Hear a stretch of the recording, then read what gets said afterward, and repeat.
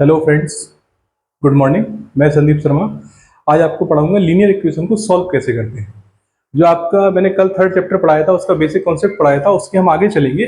कल मैंने बताया था आपको कि लीनियर इक्वेशन को कैसे पहचानेंगे कि वो इंटरसेक्टिंग लाइन है, पैरेलल लाइन है या कोइंसिडेंट लाइन है। लेकिन आज हम पढ़ेंगे उसको अगर कोई हमको दो इक्वेशन दी है लीनियर इक्वेशन, तो हम उन दो इक्वेशन को सॉल्व कैसे करेंगे। तो लीनियर इक्वेशन सॉल्व करने के थ्री टाइप होते हैं। ठीक है, थ्री मेथड होती है। पहली मेथड है आपकी सब्स्टिट्यूशन मेथड, दूसरी मेथड है आपकी एलिमिनेशन और तीसरी मेथड है आपकी ग्राफिकली मेथड। अब इसमें हम एक एक करके तीनों को पढ़ेंगे, लेकिन पहले हम पढ़ेंगे आपका कौन सा सब्स्टिट्यूशन मेथड। कौन सी मेथड पढ़ेंगे? Substitution method. कौन सी मेथड पढ़ेंगे? सब्स्टिट्यूशन मेथड पढ़ेंगे। अब सब्स्टिट्यूशन मेथड होती क्या है? सब्स्टिट्यूशन मेथड का सीधा सा मतलब है सब्स्टिट्यूशन मेथड का सीधा सा मतलब है कि हम एक को दूसरे से रिप्लेस कर दें। हम एक को क्या कर दें? दूसरे से रिप्लेस कर दें। अब रिप्लेस कैसे करेंगे? जैसे मेरे यहां दो कार्ड आए, मेरे यहां किसी की शादी के दो कार्ड आए। ठीक है, दो जगह शादियां हैं, उनके दो कार्ड आए हैं मेरे पास। अब मुझ जाना दोनों जगह कंपलसरी है। एक व्यक्ति दो जगह कैसे जाए? और दोनों अलग अलग प्लेस के हैं। तो क्या करेंगे हम? एक कार्ड पर मैं चले जाऊंगा, एक कार्ड पर मेरे पेरेंट्स चले जाएंगे। तो क्या हो जाएगा? जहां पर मैं जाऊंगा उस जगह को क्या कहेंगे कि इन्होंने किसको सब्स्टिट्यूट कर दिया है, मतलब मैं अपने पेरेंट्स को की जगह पहुंच जाऊंगा। क्लियर हो गई इधर बात? तो वो हो जाएगा आपका कि मैंने उनको क्या कर दिया? सब्स्टिट्यूट कर दिया, मैंने उनको रिप्लेस कर दिया, लेकिन उस जगह मैं पहुंच गया। समझ आ रही बात? ऐसे ही एक एग्जांपल और ले। मैं गया मेडिकल स्टोर। मैं कहाँ गया? मेडिकल स्टोर गया। मेडिकल स्टोर पर जाने के बाद मैंने कहा मुझे एक पर्टिकुलर कोई टेबलेट दे दो। उसने कहा टेबलेट तो है मेरे पास, लेकिन मेरे पास जो आप कंपनी मांग रहे हैं वो वाली नहीं है, लेकिन मेरे पास इसका सब्स्टिट्यूट है। क्या है? सब्स्टिट्यूट है।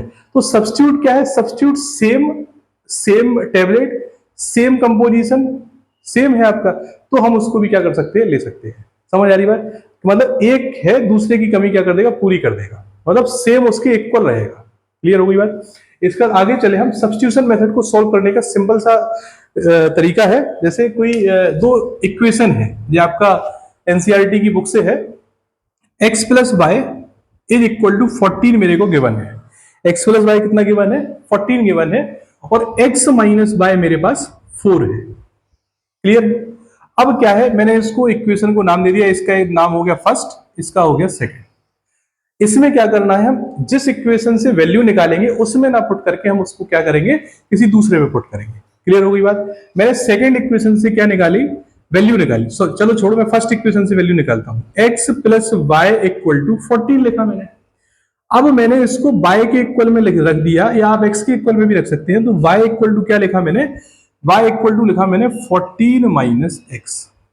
ठीक है, फ्रॉम इक्वेशन फर्स्ट। मैंने फर्स्ट इक्वेशन से क्या निकाला? x plus Y equal to 14, और y की वैल्यू क्या आ जाएगी मेरी? 14 माइनस एक्स आ जाएगी। अब मैंने किसकी वैल्यू निकाल ली? y की वैल्यू निकाल ली। तो मैं लिखूंगा, अब इस इक्वेशन को मैंने फर्स्ट से निकाला, मैं किस में रखूंगा? सेकंड में रखूंगा।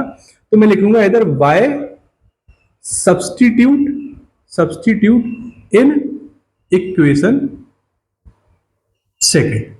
ठीक है, मैंने y की वैल्यू निकालने के बाद कहां रखूंगा? मैं इसको सेकंड इक्वेशन में रखूंगा। अब मैंने क्या रखा है इधर? x minus Y equal to 4 आ गया। x माइनस वाई कितना आ गया? 4 आ गया। y की वैल्यू मेरे पास कितनी है? 14 माइनस एक्स है। तो x माइनस ब्रैकेट लगा के मैंने कितना लिख दिया? बाय 14 माइनस एक्स लिख दिया। किसके इक्वल है? यह 4 के इक्वल है। ठीक है, अब इस माइनस का मैं मल्टीप्लाई करूंगा तो x माइनस 14 माइनस माइनस क्या हो जाएगा? प्लस हो जाएगा इक्वल टू 4। क्लियर है? x और x कितना हो जाएगा? x और x हो जाएगा मेरे पास 2x। 2x minus 14 equal to 4। अब जब वेरिएबल दिए हैं आपके पास, एक वेरिएबल और एक नंबर है, तो नंबर अलग, वेरिएबल अलग करेंगे हम। तो 2x इक्वल टू 4 प्लस 14 हो जाएगा। क्लियर है? नेक्स्ट 2x इक्वल टू कितना आ गया मेरे पास? 2x की वैल्यू मेरे पास आ गई 18। तो 1x की वैल्यू कितनी आ जाएगी? 18 अपॉन 2 मतलब 9। तो मेरे पास x की वैल्यू कितनी आ गई? 9 आ गई। x की वैल्यू कितनी है? 9 है। तो y की वैल्यू कैसे फाइंड करेंगे? तो सेम, y तो मेरे पास गिवन है, y is equal to, y की वैल्यू क्या थी? 14 माइनस एक्स। जब 14 माइनस एक्स है तो मैं क्या करूंगा, इधर y की वैल्यू रखूंगा 14 माइनस 9, तो 14 माइनस 9 कितना हो जाएगा, आपका 5 हो जाएगा। तो इस तरीके से आपकी x और y की वैल्यू निकल आएगी। इसको वेरीफाई भी कैसे करेंगे, जैसे आपके पास क्या दिया है, दोनों नंबर का sum x plus Y equal to 14 दिया है, x minus Y equal to 4 दिया है, मतलब दोनों नंबर का सम कितना है, 14 है। तो चेक करो जरा, 9 प्लस 5, 9 प्लस 5 कितना होगा, 14 होगा, और x माइनस वाई कितना है, 4 है। तो इन दोनों को माइनस करने पे कितना आएगा, 9 माइनस 5 आपका 4 आ जाएगा। तो ये आपकी कौन सी मेथड हो जाएगी, ये आपकी मेथड हो जाएगी आपकी सब्स्टिट्यूशन मेथड। क्लियर है, चलिए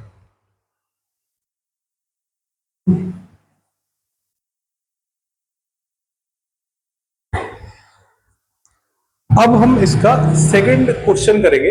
एनसीईआरटी का है सब्स्टिट्यूशन मेथड का।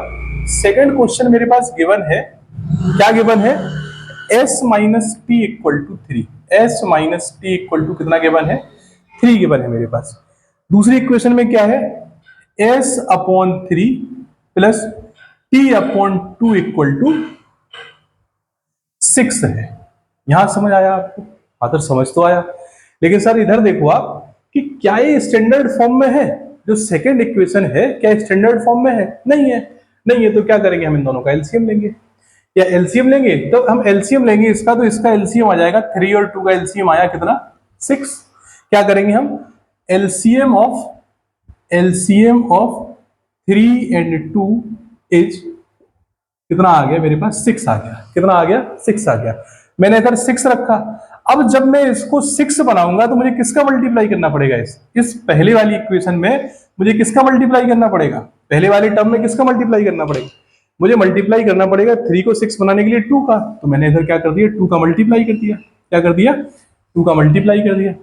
आगे चलो, 2 है, 2 को 6 कैसे बनाऊंगा मैं, 2 को 6 बनाऊंगा तो मैं 3 का मल्टीप्लाई कर दूंगा। यहां बात समझ आ गई आपको, क्लियर है। नेक्स्ट हम आगे चलेंगे। आगे चलने के बाद क्या करेंगे, हम इसको लिखेंगे 2s upon 6 plus 3t upon 6 equal to 6। यहां समझ आया, क्लियर है। जब मैं यहां पहुंचा, अब देखो आप शुरू से ही पढ़ते आए हम बचपन से 4th क्लास में, कि अगर बेस सेम होता है तो ऊपर वाले नंबर क्या लिख दिए जाते हैं, एज इट इज लिख दिए जाते हैं। तो मैंने इधर लिखा 6 और इधर लिखा 2s plus 3t equal to 6। बाकी यहां हमने क्या किया, क्रॉस मल्टीप्लाई किया, क्रॉस मल्टीप्लाई किया, क्रॉस मल्टीप्लाई करेंगे तो 2s plus 3t equal to 6, 6 into 6 मतलब मेरा आंसर आ गया 36, और मेरी इक्वेशन बन जाएगी 2s plus 3t equal to 36। तो मेरी इक्वेशन फर्स्ट हो जाएगी s minus T equal to 3, और दूसरी इक्वेशन हो जाएगी मेरी 2s plus 3t equal to 36। अब सेम कंसेप्ट, कौन सी मेथड से यूज करना है, बाय सब्स्टिट्यूशन मेथड। किससे सॉल्व करेंगे, सॉल्व, इसको सॉल्व करेंगे हम, solve by substitution method. Substitution method का सेम तरीका है। मैंने क्या लिखा, s minus T equal to 3। तो मैंने s की वैल्यू कहां से निकाली, फ्रॉम फर्स्ट इक्वेशन, ठीक है। तो s की वैल्यू मेरे पास क्या निकली, मेरे पास s की वैल्यू निकली 3 प्लस टी। s की वैल्यू मेरे पास कितनी निकली, 3 प्लस टी निकली। अब क्या कहूंगा मैं,